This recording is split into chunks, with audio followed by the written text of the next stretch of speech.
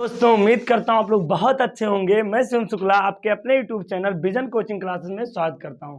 आज हम लोग वेब ऑप्टिक्स का मोस्ट इंपॉर्टेंट लेक्चर पढ़ने जा रहे हैं। इसका नाम है मोस्ट इंपॉर्टेंट। क्या नाम है? कुछ बच्चे हमेशा पूछते हैं कि सर आप उम्मीद क्यों करते हैं कि हम लोग अच्छे होंगे। चलो यहाँ तो यंग का प्रयोग है बहुत ज्यादा। देखो ये प्रयोग इतना इंपॉर्टेंट है क्योंकि ये प्रयोग ने जो मॉडर्न फिजिक्स है, जो आधुनिक भौतिकी है, जिसमें हाइगेंस की जो आलोचना हो रही थी कि प्रकाश तरंग नहीं हो सकता, न्यूटन की थ्योरी भी फेल हो चुकी थी। प्रकाश लोग मान रहे थे प्रकाश बात, लोग परेशान थे कि क्या माने, प्रकाश कण है कि प्रकाश तरंग है, क्योंकि कण भी परावर्तन की व्याख्या कर रहा था और तरंग भी वो क्या बोलते तरंग गुण भी परावर्तन की व्याख्या कर रहे थे। हाइगेंस का भी मॉडल कर रहा था। समस्या ये आया कि प्रकाश क्या है। तो ये इस एक्सपेरिमेंट ने प्रूव कर दिया कि जो न्यूटन थे, जो ये मान के चलते थे कि प्रकाश कण है, अगर मैं प्रकाश को कण मानूंगा तो विवर्तन, वो व्यतिकरण और विवर्तन की व्याख्या नहीं हो पाएगी, जो प्रकाश की एक घटना है।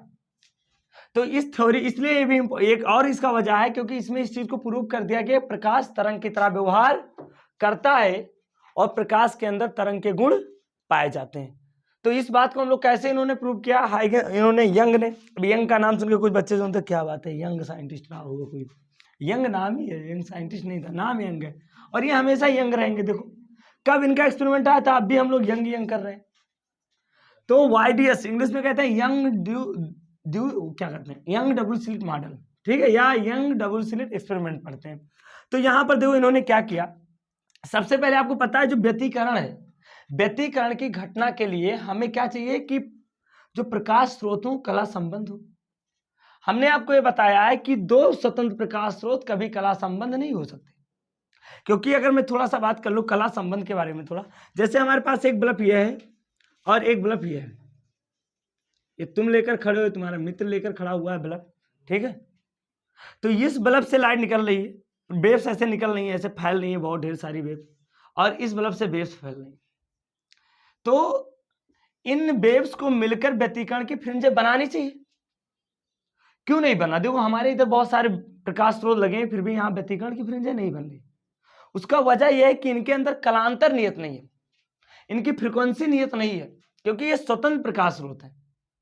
ये क्यों नियत नहीं है? क्योंकि आपने ये पढ़ा है कि जो आइटम होता है, एटम के अंदर इलेक्ट्रॉन होते हैं इसके सेल्स में। जब इलेक्ट्रॉन यहाँ पर एक बैठा हुआ है तो नील्स बोर ने ये कहा था कि अगर इलेक्ट्रॉन, थोड़ा बड़ा बना दूं ताकि तुम लोग देख लो अच्छे से, नहीं तो जूम करना पड़ेगा आप लोगों को। ये देखो, यहाँ देखो, ये न्यूक्लियस है और सपोज मान लो इलेक्ट्रॉन यहाँ है। तो नील्स बोर ने बताया था, आप 11 पे पढ़ के आओ, आगे आप पढ़ोगे जब एटॉमिक स्ट्रक्चर बढ़ाएंगे हम तो उसमें पढ़ोगे। उन्होंने बताया था कि ये इलेक्ट्रॉन इस लेवल में घूमता रहेगा, एनर्जी का लॉस नहीं करेगा। यानी इस लेवल में घूमते हुए, इस एनर्जी लेवल, इस ऑर्बिट में घूमते हुए इलेक्ट्रॉन अपने ऊर्जा का लॉस नहीं करेगा। ये ऊर्जा का अवशोषण या उत्सर्जन जब कर लेगा तो इस ऑर्बिट को छोड़ देगा। अगर अवशोषण करेगा तो ऊपर चला जाएगा, अगर उत्सर्जन करेगा तो नीचे चलाएगा। इस समय क्या होता है, जब ये ऊपर जाता है तो यहां पर जब ये पहुंचता है तो इसको दिक्कत फिर होने जाता है, अनस्टेबल हो जाता है, क्योंकि इसकी ऊर्जा ज्यादा हो जाती है। तो जो ये ऊर्जा लेकर गया था, उस ऊर्जा को विकिरण के रूप में ये उत्सर्जित करके फिर अपनी कक्षा में चला आता है। और ये प्रक्रिया करने में मैक्सिमम 10 के पावर 8 सेकंड लगते हैं। यानी इलेक्ट्रॉन 10 के पावर में, देख रहे हो कितना कम समय है, 10 के, तुमको पता नहीं सेकंड की वैल्यू, देख रहे हो इलेक्ट्रॉन कितना फास्ट काम कर रहा हो। तुम लोग अभी भी सेकंड को, मिनट को भी नहीं समझते हो। 10 के पावर में 8 सेकंड, इलेक्ट्रॉन का 1/10 के पावर 8 यानी 1/अरबवां भाग, इतना कम समय में इलेक्ट्रॉन को ये एनर्जी को डोनेट करके आ जाता है।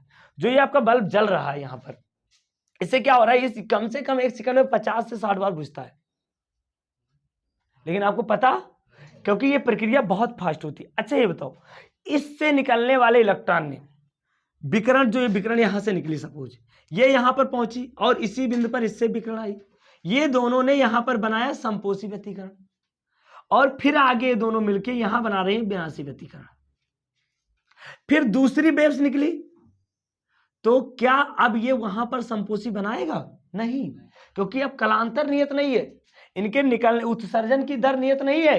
ये कोई 10 के पावर -9 सेकंड में आ सकता है, कोई 10 के पावर -10 सेकंड में आ रहा है। तो हो सकता है यहाँ जहां पर पहले संपोषी व्यतिकरण बना था वहां पर इनके द्वारा विनाशी व्यतिकरण बन जाए, और जहां पर इनके द्वारा विनाशी व्यतिकरण बना था उसके द्वारा यहाँ पर संपोषी व्यतिकरण बना। अब ये प्रक्रिया इतनी फास्ट होती है कि हमें पता ही नहीं चलता कि इसमें पट्टियां बननी, क्योंकि हमारी आंखें डिटेक्ट नहीं कर पाती हैं। तो अब समस्या आई कि कला संबंध प्रकाश स्रोत कैसे बनाए। तो देखो, जानते हो इंसान जुगाड़ पे काम करते हैं। हमने कहा क्यों ना एक ही प्रकाश स्रोत ले लें, उससे 2 प्रकाश स्रोत बना लें। ये भी यहां पर देखो, हाइगेंस ने अपने प्रयोग में क्या लिया, एक प्रकाश स्रोत लिया। ये प्रकाश स्रोत एक वर्णी था। क्या था बेटा? एक वर्णी, यानी एक रंग का एक वर्णी प्रकाश स्रोत। इसलिए लिया गया कि इसका तरंगदैर्घ्य क्या होगा, और इसका तरंगदैर्घ्य मान ले कि लैम्डा है। मान लो लैम्डा का मान क्या होगा, 4000 एंगस्ट्रॉम से 8000 एंगस्ट्रॉम के बीच में होगा। तो एक वर्णी प्रकाश स्रोत लिया। क्या लिया बेटा? एक वर्णी। जैसे आपने देखा होगा कि छोटे जो बच्चे मारते हैं, एक एक कलर, जो ब्लू कलर की निकलती है, रेड कलर की लाइटें आती है छोटी छोटी, देखते हो ना, उससे सिंगल कलर इमर्ज होता है। तो ऐसे एक वर्णी प्रकाश स्रोत लिया। अब इस एक वर्णी प्रकाश स्रोत से तरंगे निकली, सपोज ऐसे निकलने लगी, फैलने लगी। फिर उन्होंने इसको और अच्छे से बनाने के लिए इन्होंने इसके सामने एक लेंस रख दिया, उत्तल लेंस। यह लेंस इसलिए रखा गया कि इससे निकलने वाली प्रकाश की किरणें क्या हो जाए, समांतर हो जाए, यानी समतल तरंगार बने। क्या बने बेटा? समतल तरंगार। क्या यहां पर कौन सा, देखो हाइगेंस का सिद्धांत लगाएंगे हम प्रकाश को तरंग ही मानेंगे, नहीं तो अध्ययन नहीं इसका। अभी देखना कितनी बड़ी बात होने वाली। अब ये प्रकाश किरणें निकली, यहां पर हमने एक पर्दा रख दिया। क्या रख दिया बेटा? एक पर्दा बना रहा हूं, देखो एक हमने यहां पर एक पर्दा बना लिया। ये हमारे पास एक पर्दा रखा हुआ।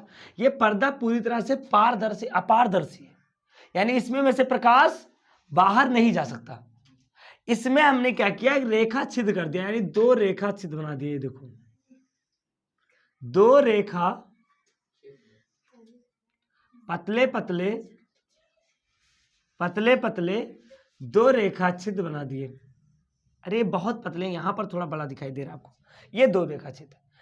अब यहां से प्रकाश निकलेगा, या जैसे सपोज मान लो यहां पर प्रकाश टॉर्च तुम मार रहे हो, यहां पे एक बड़ा सा पर्दा है, इस पर्दे में 2 छिद्र क्या कर दिया गया, 2 छिद्र कर दिया।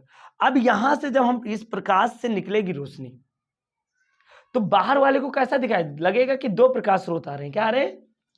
पर्दे के उधर जो खड़ा होगा बंदा, उसको क्या लगेगा, ये बल्ब तो दिखाई दे नहीं रहा है उसे, उसको तो यही झिर्री दिखाई दे रही ना, इस झिर्री से, बाकी सब ब्लैक है, इससे प्रकाश जाएगा नहीं, तो उसे लगेगा 2 प्रकाश स्रोत है। ये झिर्री S1 और ये झिर्री S2, ये रेखा छिद्र है। क्या है बेटा? ये दोनों रेखा क्या है, रेखा छिद्र रेखा। ये प्रयोग में जो जो इन्होंने किया था वो मैं बता रहा हूं, ये भी समझो। इनके बीच की जो दूरी ली थी उन्होंने, इसके बीच की दूरी d मतलब माना था, और d का मान जो था बेटा, d बराबर ये मिलीमीटर में था। किस में था बेटा? मिलीमीटर। बहुत कम, बहुत बहुत छोटा सा मिलीमीटर में लिया था। अब इससे प्रकाश निकली, प्रकाश जा रही, यहां पर हमारे पास हमने एक पर्दा बना दिया। बना दे, खूबसूरत सा पर्दा बना दे, पर्दा, क्या बात। स्क्रीन, इसका नाम क्या रख दिया हमने, स्क्रीन लिख लो, स्क्रीन। एक पर्दा हमने बना दिया, यानी ये हमारे पास एक पर्दा वाइट, खूब अच्छा सा, खूब महंगा वाला पर्दा ले आए, एकदम वो वाला सबसे महंगा वाला, मतलब वो वाला जो सबसे महंगा कपड़ा होता है। ये यहां पर पर्दा रख दे, एकदम व्हाइट।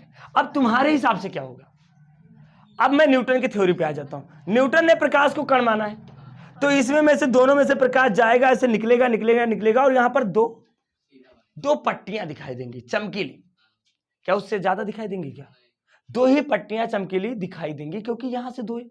अगर प्रकाश कण तो ऐसे जाता ना, स्ट्राइक करता है, यहां से निकलेगा सीधा।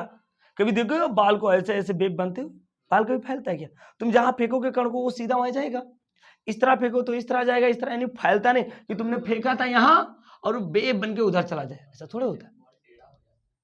अरे तुम ब्रेटली की बात कर, अरे वहां स्पिन कराते हो बॉल को, थोड़ा सा लहराते हो, कोशिश कर। हाँ, यहां पर ध्यान दो, वो सब स्पिनर का कमाल होता है, उसको हम वो उस तरह हम नहीं फेंक रहे हैं, हमारे पास हम बॉलर थोड़े हैं, हमने बॉल को सीधा ऐसे फेंका। अब ये बॉल यहां पर जाएगा तो 2 पट्टी बननी चाहिए। क्या बननी चाहिए बेटा? यानी एक चमकीली पट्टी यहां ऐसे इसकी तरह, जिस तरह था ये था, 2 चमकीली ऐसे पट्टियां बननी चाहिए। कभी सीधी पट्टी नहीं बनी चाहिए सर से, कभी सीधी ऐसे बननी चाहिए। तुम्हारे हिसाब से होना चाहिए ऐसे। कितनी बड़ी बात हुई सोचो, जहां हम चाहते थे वहां कुछ हुआ ही नहीं। हमारे हिसाब से जहां हम चाहते थे यहां पट्टी बने, वहां बना ही नहीं। मतलब कण का गुण खत्म, प्रकाश बदल गया भैया, प्रकाश बदल गया। न्यूटन के जमाने में प्रकाश कण था, न्यूटन का डर खत्म हुआ, प्रकाश तरंग बन गया। बोला भैया मैं तरंग बनना, यंग आ गए, यंग बच्चे आ गए, उनको यंग के पास एनर्जी होती, मुझे तरंग बनना पड़ेगा। अब जहां देखो, यहां इस साइड में ब्लैक होना चाहिए, यहां पर इनके दोनों के बीच में, इनके दोनों के बीच, जैसे मैं अब कैसे बताऊं आप लोगों को, ये देखो मैं आपको बताता हूं। मान लो ये पर्दा, ये ऐसे यहां पर बल्ब रखा हुआ है, यहां मैंने 2 छिद्र ऐसे कर दिया है, ठीक है, यहां एक छिद्र है, यहां एक, सामने एक पर्दा लगा हुआ है। तुम लोग समझो, अब इधर से प्रकाश आई, इस छिद्र पे पड़ी, मान लो ऐसे एक छिद्र बना दिया, ऐसे 2 छिद्र है ऐसे मान लो, तो इधर से प्रकाश आई ऐसे पड़ी, तो यहां पर जो पर्दा होगा वहीं पर छिद्र बनना चाहिए। हो क्या रहा था, ना इसके सीधे पे बन रहा था ना इसके सीधे, इन दोनों के जहां पर प्रकाश था ही नहीं, जहां से जा ही नहीं रहा था, वहां पर पट्टियां बन रही थी। ये प्रयोग में देखा गया, ये प्रयोग में, ये देखो यहां पर खूबसूरत सा क्या बना, खूबसूरत सा पट्टी बना, एकदम चमकीला, खूब अच्छा सा प्यारा सा एक फ्रिंज बना, सेंटर पे बना। अब एक ही नहीं बना, और देखो यहां से 2 निकले थे, यहां पर कई पट्टियां बनी, ऐसे पहले चमकीली बनी, फिर डार्क बनी, और फिर चमकीली। देखो यहां पर तुम लोग समझ लो, जो काला है वो चमकीला है, और जो गोरा दिखाई दे रहा है वो डार्क है। ये मान लो भैया ये व्हाइट बोर्ड है, अब लोग मानना, ये जो मैं ऐसे ऐसे कर रहा हूँ, मतलब समझ लो कि ऐसे ऐसे कर रहा हूँ, डार्क है डार्क। सर जी जो भी कहते हो, आपका बोर्ड है, कुछ भी कहो, हम भी किसी दिन बताएंगे। ये देखो जो भी कहते हो, तो इसी पर सब बना देते हो। ऐसे बहुत ढेर सारी पट्टियां, फिर आगे भी ऐसे बनी, ठीक है। अभी रुक जाओ, अभी देखो तुम लोग, देखो निहारो निहारो, कैसे निहार तो अपने फेवरेट चीजों को, ऐसे निहारो इसे, ऐसे पट्टी बनी, ठीक है। अब यहां से ये कैसा गुण है, ये तो फैल गया प्रकाश, यानी प्रकाश क्या बन गया, वेव। प्रकाश क्या बन गया, प्रकाश के अंदर कण की प्रॉपर्टी है ही नहीं, प्रकाश तो वेव बन गया। और यहां पर ये दोनों प्रकाश स्रोत किस तरह व्यवहार करेंगे, कला संबंध। क्यों, क्योंकि ये एक ही प्रकाश स्रोत से निकले हैं, तो ये दोनों जो प्रकाश स्रोत होंगे S1 और S2, ये कैसे होंगे बेटा, कला संबद्ध प्रकाश स्रोत। क्या होंगे बेटा, कला संबंध प्रकाश स्रोत होंगे। क्या होंगे बेटा, कला संबंध प्रकाश स्रोत होंगे। और एक बात देखो, इन्होंने जो पर्दा लिया था, ये पर्दा इस प्रकाश स्रोत से, इन दोनों प्रकाश स्रोत से d दूरी पर था। एक बात ये भी समझ लो, इन्होंने स्मॉल d को मिलीमीटर में लिया था, और कैपिटल D को, जो स्मॉल d को मिलीमीटर में लिया था, कैपिटल D को किस में लिया था, मीटर में। d किस में था बेटा, d मीटर में था। अब बताओ, इसका मतलब ये हुआ कि स्मॉल d बहुत बहुत बहुत बहुत छोटा है कैपिटल D से, और d बहुत बहुत बहुत बड़ा है। ऐसा प्रयोग में इन्होंने लिया था, और ऐसी पट्टियां बनी। ये था यंग का प्रयोग। यानी यंग का प्रयोग अब कैसे लिखोगे, बहुत आसानी से। यानी यंग ने एक वर्णी लैम्ब्डा तरंगदैर्घ्य का एक वर्णी प्रकाश स्रोत लिया, उस प्रकाश स्रोत के सामने एक अपारदर्शी पर्दा है, जिसमें 2 रेखा छिद्र किया, 2 रेखा छिद्र S1 और S2 इसके सामने रखे हुए हैं। S1 व S2 के बीच की दूरी बहुत कम है, और रेखा छिद्र भी बहुत पतले हैं। रेखा छिद्र भी, अरे इस जो अभी विवर्तन, कुछ बच्चे बोलेंगे, देखो विवर्तन व्यतिकरण का एक पार्ट है, विवर्तन कोई अलग चीज नहीं। विवर्तन का मतलब होता है प्रकाश किनारों से मुड़ गई, विवर्तन हो गया। देखो जैसे तुम अपने एज के, अपने आकार के लोगों के पास पहुंचते हो तो कुछ चीजें भूल जाते हो, भटक जाते हो। ऐसे प्रकाश जब ऐसे लोगों से मिलता है जिनका आकार प्रकाश के तरंगदैर्घ्य का कोटि का होता है, तो उनसे वो भटक जाता है, वो भी विचलित हो, सीधा नहीं चलता। तो प्रकाश किस छिद्र से गुजर रहा है, बहुत ही संकीर्ण, बहुत पतली, बहुत बहुत बहुत पतली छिद्र है। उससे निकल रहा है, तो ये भी भटक गया, और भटक गया तो वेव बन गया। क्या बन गया बेटा? वेव बन गया। यानी प्रकाश वेव बना तो ये क्या हुए, इसको लिख लो, ये दीप्त फ्रिंजे हैं ये सब, इनका मतलब क्या है बेटा? ये तीनों के तीनों क्या है? दीप्त। ये दीप्त है, दीप्त फ्रिंजे। और ये क्या है? ये जो है व्हाइट व्हाइट, अदीप्त, अदीप्त है, अदीप्त फ्रिंजे। तो ऐसे फ्रिंजे बनी, क्या बनी? ऐसे फ्रिंजे बनी। कितनी बड़ी बात थी। अगर अब हम न्यूटन का कण का सिद्धांत कोई मानने को तैयार हो गए, ये घटना देखकर अब किसी की हिम्मत होगी जो न्यूटन के फॉलोअर्स होंगे, वो कहेंगे नहीं हम तो न्यूटन को, अब कहां मान पाओगे, क्योंकि प्रयोग से बात यंग ने सिद्ध कर दिया। यानी अब प्रकाश तरंग बन गया। क्या बन गया बेटा? और तरंग व्यतिकरण की घटना को प्रदर्शित करते हैं। समझ गए ना? तो प्रयोग में जो जो उन्होंने लिया था ये सामान्य पूरी थी, और इन्हीं को अब हम लोग लिख लेंगे। तो चलो लिख लो, आप लोग लिखो, यहां ध्यान दो। चलो, माना यंग ने व्यतिकरण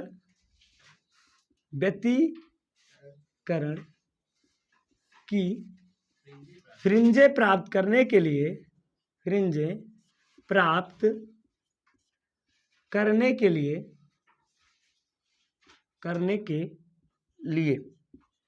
यंग ने व्यतिकरण की फ्रिंजे प्राप्त करने के लिए एक प्रयोग किया, अरे महत्वपूर्ण ही था, प्रयोग किया, जिसे यंग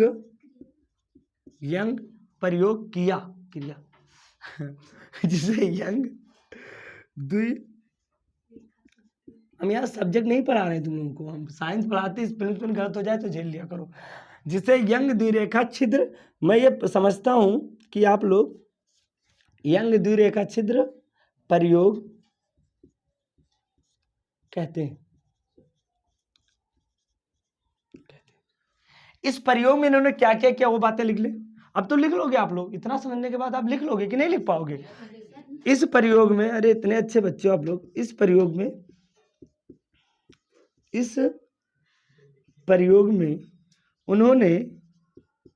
उन्होंने एक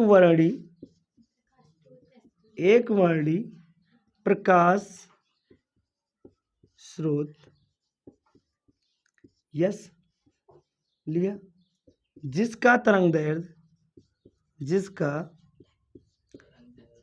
दैर्ध्य लैम्डा है। प्रकाश स्रोत यस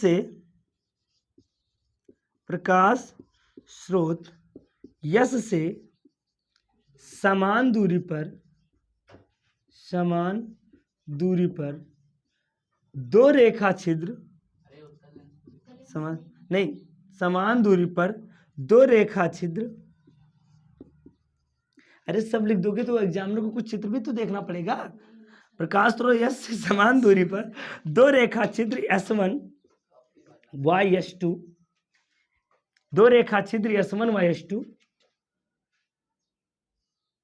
है, दो रेखा छिद्र S1 व S2 है, जो कला संबद्ध प्रकाश स्रोत क्या होते हैं?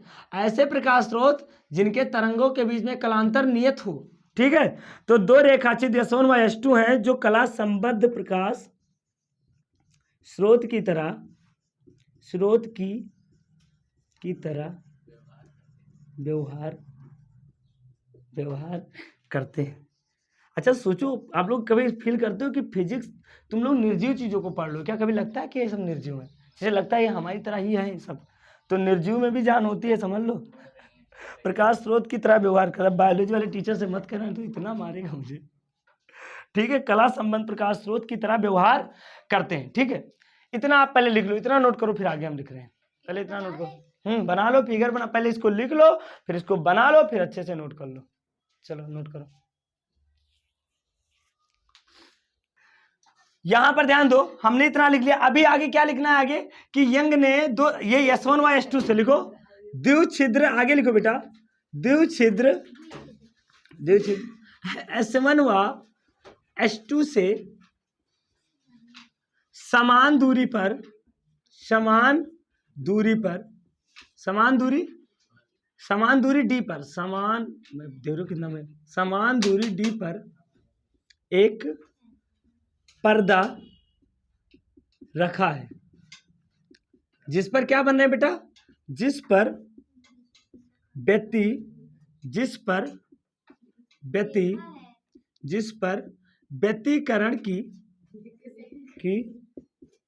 पर व्यतिकरण की फ्रिंजें बन रही हैं।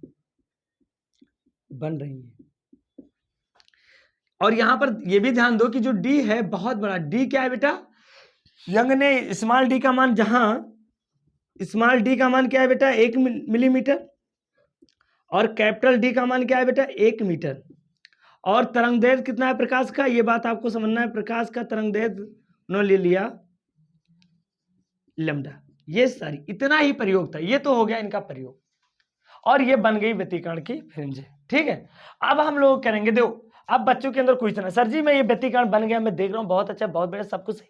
अच्छा सर बताओ इनके बीच की चौड़ाई क्या होगी, आया ना क्वेश्चन। तो अब हम लोग इनके फ्रिंजों की चौड़ाई ज्ञात करेंगे कि पहला फ्रिंज कहाँ बना, उसके बाद दूसरा द्वितीय फ्रिंज कितनी दूरी पर बनेगा, या इनकी चौड़ाई क्या है, ये बहुत इंपॉर्टेंट है। यानी व्यतिकरण यंग के प्रयोग से हम फ्रिंजों की चौड़ाई ज्ञात करने जा रहे हैं, तो इतना आप लोग अच्छे से नोट कर लो। चलो नोट करो जल्दी जल्दी। अब हम याद करने जा रहे हैं, फ्रिंज की चौड़ाई की गणना करने जा रहे हैं। क्या करने में बेटा, यंग के प्रयोग से, यंग हेडिंग डाल लो, लगाओ हेडिंग, यंग के प्रयोग से, लगाओ हेडिंग, यंग के प्रयोग से फ्रिंज के चौड़ाई की गणना। कितनी चौड़ाई, बहुत चौड़ा रहा है, गणना, फ्रिंजें भी बहुत चौड़ी आ रही है, फ्रिंज की चौड़ाई की गणना। चलो हम गणना करने जा रहे हैं फ्रिंज कितना चौड़ा बनता है। तो चलो हम लोग, जो अभी आपने वो बनाया था ना ऐसे सीधा, उसको ऐसे पलट दो तो कैसा दिखाई देगा, ये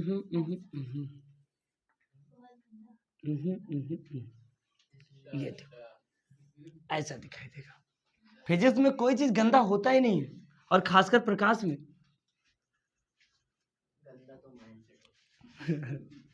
ये एक प्राथमिक प्रकाश स्रोत है। या प्रकाश को पढ़ लो वरना कोई तुम्हें देखेगा नहीं।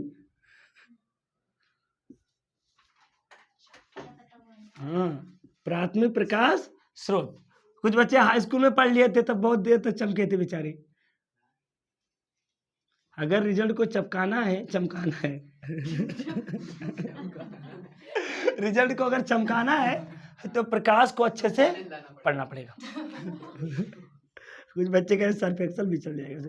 यहाँ पर देखो, ये S1 और S2 दो प्रकाश स्रोत हैं। यहाँ देख लो, ये दोनों कला संबंध, इनके बीच की दूरी क्या माना बेटा, D। चलो मान लेते हैं।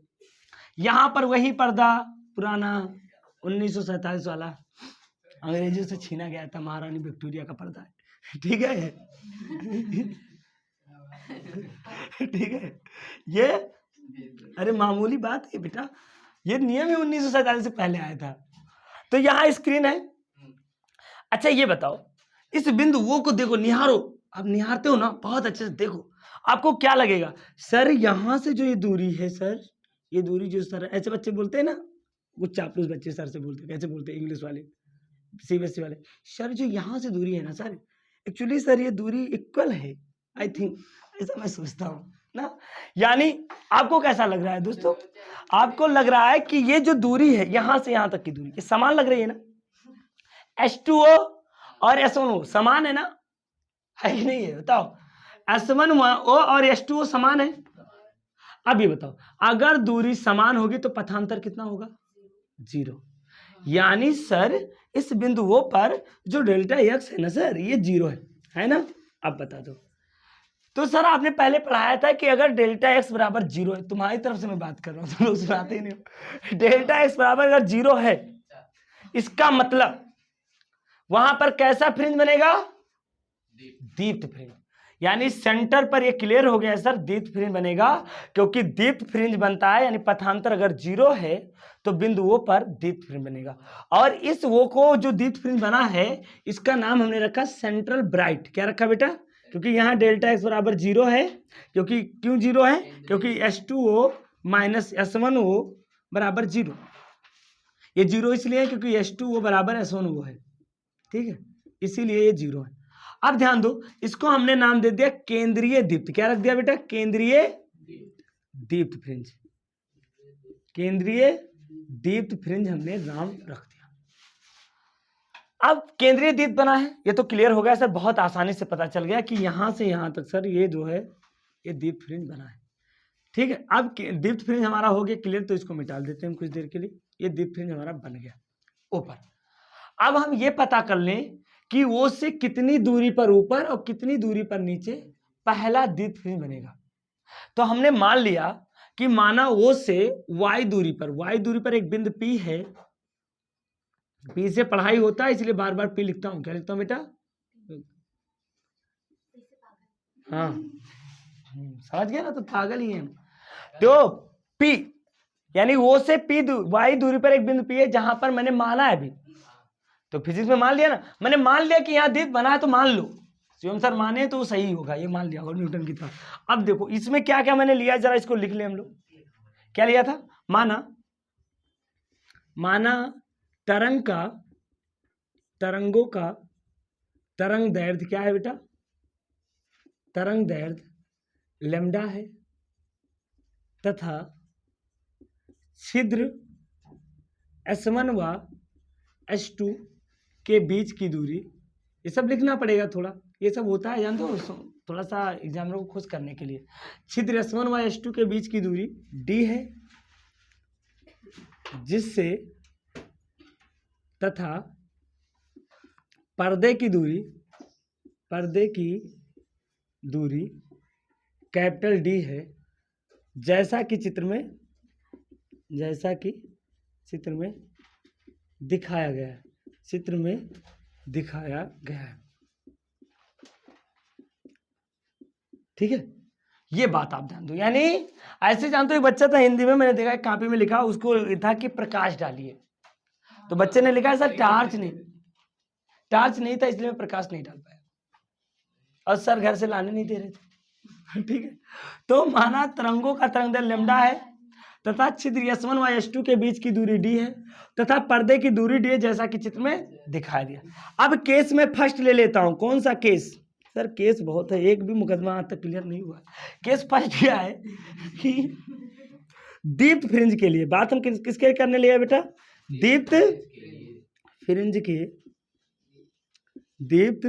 के लिए हम बात करने जा रहे हैं। दीप्त फ्रिंज के लिए क्या बात करने जा रहे हैं बेटा? दीप्त फ्रिंज के लिए यहां पर हम बात करने जा। तो मैंने माना, देखो चूंकि हम जानते हैं चित्र से स्पष्ट है, क्या है बेटा? चित्र से बना है। हाँ, इधर समझो अभी पहले, चित्र से स्पष्ट है कि H2O बराबर S1O, इसलिए बिंदु O पर तरंगों के बीच पथांतर कितना होगा बेटा? तरंगों के बीच पथांतर शून्य होगा। अगर पथांतर शून्य है तो शून्य है, अतः डेल्टा एक्स बराबर क्या हो जाएगा? 0। और डेल्टा एक्स 0 कब होता है? दीप्त फ्रिंज के लिए होता है पथांतर 0। इसलिए ओ पर क्या बनेगा बेटा? ओ पर केंद्रीय दीप्त फ्रिंज प्राप्त होगा। फ्रिंज प्राप्त, तुम लोगों का बात थोड़े लिखेंगे, प्राप्त होगा, दीप्त फ्रिंज प्राप्त होगा, ये बात होगी। अब पहला तो हमें पता चल गया बड़ी आसानी से। अब मैंने ये मान लिया कि ओ से y दूरी पर एक बिंदु P है जहां पर प्रथम दीप्त, क्या बन रहा है बेटा? यहां पर प्रथम दीप्त फ्रिंज बन रहा है। प्रथम भैया अगर स्पेलिंग बहुत सही रहे हमारी तो वहां पर तुम लोग कोई कमेंट ना किया करो, मेरी हिंदी बहुत कमजोर नहीं मजबूत है, ठीक है। ये हो गया, प्राप्त हो गया, फिर प्राप्त होता है। अब यहाँ पर एक चीज देखो, मैं फिर से मानता हूं, सर कितनी बार मानोगे, माना ओ से वाई दूरी पर, वाई दूरी बिंदु पी पर, बिंदु पी पर प्रथम दीप्त फ्रिंज प्राप्त होता है, फ्रिंज प्राप्त होता है, प्रथम दीप फ्रिंज प्राप्त होता है, ठीक है। अब इतनी बातें लिख लो आप लोग। तो चलो यहां से मैंने मान लिया कि यहां से एक तरंग ऐसे गई होगी, ये देखो, और एक तरंग ऐसे गई होगी। यहां आप समझो थोड़ा, इससे एक तरंग गई। अच्छा ये बताओ H2P बड़ा है कि S1P? बड़ा है। और ये दोनों बराबर तो है नहीं। अब ये कितना बड़ा है सर जी, ये पता करना है। यहां तो ध्यान दो, ये थोड़ा सा ज्यादा कम चलता है, थोड़ा सा ज्यादा चलता है, यानी इन दोनों के बीच में पथांतर होगा। अगर मैं यहां से एक सीधा खूबसूरत सा रेखा खींच दूं नॉर्मल, तो अब ये दूरी क्या होगा, यहां से और यहां से बराबर होगा ना। यानी ये वाला प्रकाश स्रोत यहां से निकलने वाला तरंग इतनी दूरी ज्यादा चलता है, यही वो लोचा है, ठीक है। यही वो हर जगह बराबर होता, समस्या ही खत्म होती, काय फ्रिंज की चौड़ाई। अब एक बात बताओ मुझे, मैं इसको मिलीमीटर में लिया हूं और ये जो डी है बहुत ज्यादा है, यानी यहां पर ध्यान दो, डी बहुत बहुत बहुत बहुत छोटा है, कैपिटल डी बहुत बहुत बहुत बड़ा है। अब अगर ये डी, अगर मैंने इसको जूम किया है, सोचो ये बताइए कितना छोटा है। अभी मैं बताऊं अगर आप लोगों को तो आप मानोगे नहीं, कहां पहले, अच्छा इतना नोट कर लो तब मैं यहां पर समझाऊंगा। नोट करो पहले, इतना सुनो, पहले इतना लिख लो फिर इसको बना लो, ठीक है। स्लाइड नहीं, यहां ध्यान दो, हमने मान लिया कि दीप्त फ्रिंज प्राप्त होता है। अब इसको थोड़ा सा हम देखो, यही तक कॉन्सेप्ट था, बाकी पूरा मैथ है। S1 S2, यानी यहां पर मैं ये बताने चाह रहा था आपको कि जो ये है, इधर देखो, जो S1 S2 बेटा ये बहुत छोटा, ये देखो थोड़ा सा देखो, S1 S2 बहुत छोटा। ऐसे तो रियल में ऐसा है, मेरे पास सूक्ष्मदर्शी है, दूरदर्शी है, तो मैं बड़ा प्रतिबिंब बना लेता हूँ छोटी चीजों का सूक्ष्मदर्शी से। ये मेरे पास कला है, ये देखो तुम लोग। अच्छा इसको सोचो, ये दो कैसी किरणें दिखाई दे रही हैं, एकदम को पैरेलल, यानी लगभग समांतर है। क्या है बेटा, सारे बच्चे सामने दो, ये दोनों किरणें लगभग क्या है, समांतर है। और अगर लगभग समांतर होंगे तो इनके बीच में अगर मैं जो रेज इससे गुजारूंगा, ये वाला रेज, ये तो और छोटा हो जाएगा, तो ये तो और इसके समांतर हो जाएगा। होगा कि नहीं होगा, तुम लोग बताओ बेटा, मैं नहीं बता रहा हूं, तुम लोग कम मैथ पढ़ के आए 9th में। अच्छा ये देखो, यहां से अगर मैं मान लेता हूं, मैंने मान लिया ये एंगल डी है, थीटा है, तो ये एंगल कितना होगा थीटा होगा। क्यों थीटा होगा, क्योंकि ये दोनों समांतर है और ये दोनों आपस में समांतर है, तो जितना ये एंगल होगा उतना ये एंगल होगा। समझ गए ना, हाँ लगभग समांतर है, मतलब समांतर, तो एंगल भी लगभग बराबर होगा। और जब लगभग बराबर होता है तो उसको बराबर मान लेते हैं हम लोग। जैसे हमने मान लिया कि बराबर है, जैसे थोड़ा सा कोई दोस्त कम चोरी करता है, कोई ज्यादा चोरी करता है, तो कम वाले को मैंने चोरी नहीं मानता हूँ। चलो फिजिक्स में इस बात को मान लेता हूँ, ये एंगल थीटा, ये एंगल थीटा, ये बराबर हो गया। एक बात और समझो, बात को समझो, थीटा बहुत छोटा होगा। क्या होगा बेटा, क्यों, क्योंकि जब इनके बीच की दूरी बहुत छोटी है और ये बहुत बहुत बड़ा है, ये बहुत बहुत छोटा है, तो थीटा बहुत बहुत छोटा होगा। अगर थीटा बहुत बहुत छोटा होगा, और ये बात कई बार मैंने बताया है, तो थीटा इज सो स्मॉल, नहीं हिंदी लिखेंगे, थीटा बहुत बहुत छोटा है, मतलब सूक्ष्म है। अगर थीटा बहुत बहुत छोटा है तो साइन थीटा लगभग किसके बराबर होगा, टैन थीटा के। ये बात आप मान के चलोगे, ये बात आप मान के चलोगे। अब आगे चलो और मैं हर चीज मनवा ही रहा हूं तुम लोगों से, लेकिन नहीं मानते। पथांतर कितना होगा, ये देखो S1P और QP, देखो QP और S1P, QP और दोनों बहुत बराबर है, बराबर है, मतलब बराबर है, यानी S1P और QP क्या है, बहुत बराबर है, ठीक है। तो यही तो पथांतर हुआ, अगर मैं पूछूं कि बिंदु P पर पथांतर कितना होगा, जरा बताओ चित्र से, बताओ तुम लोग चित्र से। बिंदु P पर पथांतर कितना होगा? पथांतर नहीं, जीरो नहीं होगा, पथांतर होगा डेल्टा एक्स बराबर होगा H2P माइनस S1P। हित्ते में से हित्ता घटा दो, यानी H2P में से S1P घटा दो, तो ये आ जाए, और H2 में से S1P, तो यही तो आ जाएगा H2Q। क्या आएगा बेटा? H2। ये हुआ डेल्टा एक्स हमारा, ये हमारा आ गया पथांतर। अब समस्या है कि H2Q की मान निकाली जाए।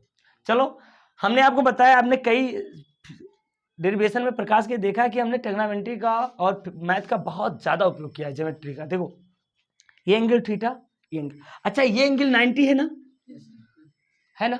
अच्छा यहां से यहां ये पूरा एंगल कितना होगा जरा बताओ? 90। अरे है ना 90, तो ये एंगल कितना होगा? 90 माइनस थीटा होगा, होगा ना? 90 माइनस थीटा होगा, तो ये एंगल क्या होगा? S1 निकालना है हमें। तो देखो त्रिभुज के तीनों एंगल का क्या होता है? 180। तो यहां पर लिखेंगे हम 90 माइनस थीटा प्लस 90 और प्लस S1 बराबर कितना हो गया बेटा? 180। 90 से 90 और 180 कट गया, तो यहां से S1 बराबर क्या आया? यानी ये एंगल कितना हो जाएगा? थीटा। ये एंगल क्या हो जाएगा? बस ये एंगल क्या हो गए? थीटा। ये बात समझ में आ गई ना? अब चलो त्रिभुज लोग, समकोण त्रिभुज बनना है एक, S1QS2 यानी समकोण त्रिभुज। देखो समकोण त्रिभुज, समकोण, ये बात को समझो, समकोण त्रिभुज S1QS2। मैं सच में बताऊं, जितना मजे से आप लोग पढ़ो, इसको इस बच्चे को पढ़ना ही नहीं पसंद करते, इतना बोरिंग होता है, इसलिए थोड़ा सा मैं ऐसे बोल रहा हूं आप लोगों को।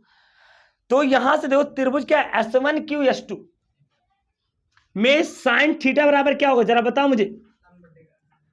साइन थीटा लंब कौन होगा जरा बताओ मुझे? तो थीटा ये हो गया, थीटा के सामने वाली भुजा लंब, थीटा के सामने वाली भुजा 90 के सामने वाली भुजा कर्ण, तो साइन थीटा पर लंब बटा कर्ण यानी H2Q अपान S1S2।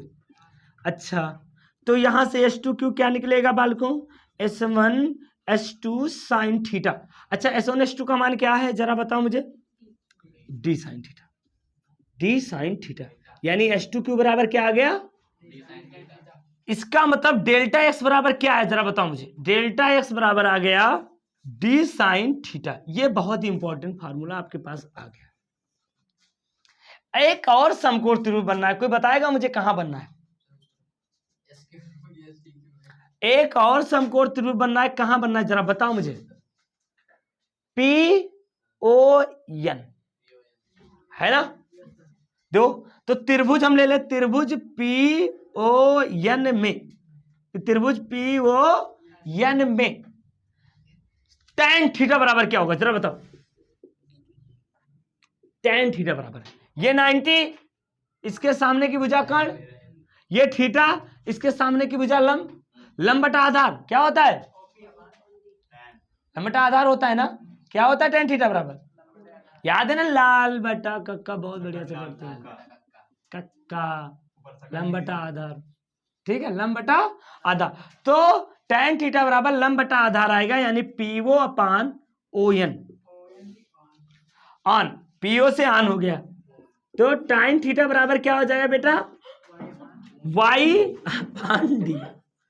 अच्छा एक बात बताओ मुझे, अभी मैंने थीटा बहुत छोटा माना है, यानी साइन थीटा tan थीटा है, तो क्या tan थीटा की जगह साइन थीटा रख सकते हैं?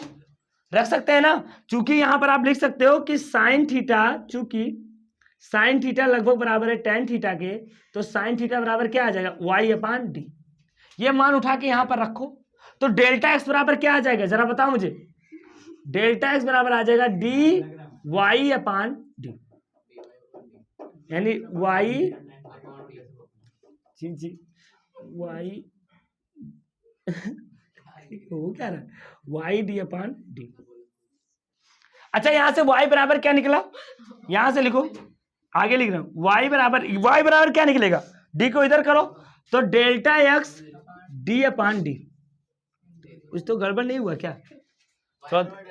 सुनो, y बटा डी, y बटा डी हुआ, d साइन थीटा, हाँ d इधर जाएगा, डेल्टा एक्स d अपान डी, ये आ गया, यानी ये हमारा क्या गया? y आ गया। यानी प्रथम द्विफिंज बनने जा रहा है। तो y क्या है यहाँ पर, y को मैंने y1 मान लिया। क्या मान लिया बेटा, तो y1 बराबर इतना आया। इतना आप लोग नोट कर लो, पहले नोट करो, चलो इतना नोट करो, जल्दी नोट करो इसे।